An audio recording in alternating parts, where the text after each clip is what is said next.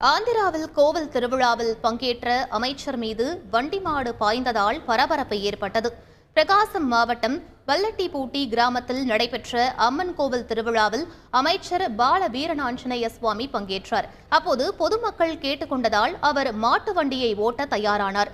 சாட்டையை கையில் எடுத்த அமைச்சர் போஸ் கொடுத்துவிட்டு வண்டியை ஓட்ட தயாரான போது வண்டியில் பூட்டப்பட்டு இருந்த மாடு அவர் மீது பாய்ந்ததால் பரபரப்பு ஏற்பட்டது.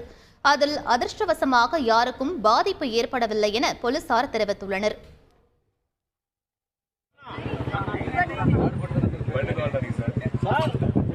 బండి మీద ఎక్కినప్పుడు కావాలి.